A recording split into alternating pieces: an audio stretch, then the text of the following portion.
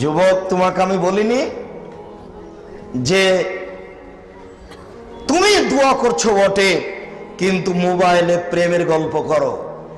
যত দিন পর্যন্ত তোমার মোবাইলে প্রেমের গল্প চলবে ততদিন তোমার দোয়া কবুল হবে না।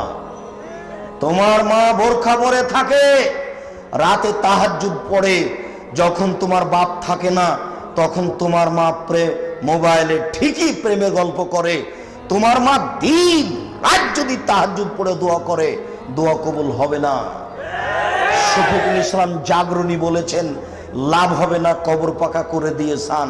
মানে বাপের কবর যদি স্বর্ণ দিয়ে বানানো যায়, বাপের উপকার করা যাবে না। কবি নজরুল ইসলাম বলেছেন, মসজিদের পাশে কবর দিও ভাই, মসজিদের পাশে কবর দিয়ে লাভ হবে না। মসজিদের পাশে কেন, আপনার বাপের কবরটা যদি কাবা ঘরের নিচে ঢুকিয়ে দেওয়া যায়, 1 পয়সা লাভ হবে না, 1 পয়সা লাভ হবে না। তুমি এটাই বিশ্বাস করে রাখো যুবক। আমাদের নবী মুহাম্মদ সাল্লাল্লাহু আলাইহি সাল্লাম বলেছেন, ইন্নাল্লাহা ইয়াদনু মিন খালকিহি ইস্তাগফিরু মাইয়াগফির। নিশ্চয় আমাদের আল্লাহ মানুষের নিকটে থাকেন, নিশ্চয় আল্লাহ মানুষের নিকটে থাকেন।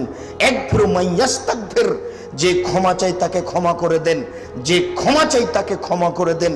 ইল্লালে বাগিন বে ফারজেহা, তবে যার প্রেমের গল্প চলে তার দোয়া কবুল হয় না। তবে যার প্রেমের গল্প চলে তার দোয়া কবুল হয় না।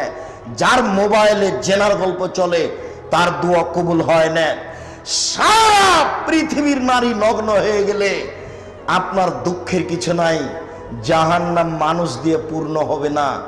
আপনি নিশ্চিত থাকুন, ফেরেশতা জাহান্নামে যাবে না, মানুষই যাবে।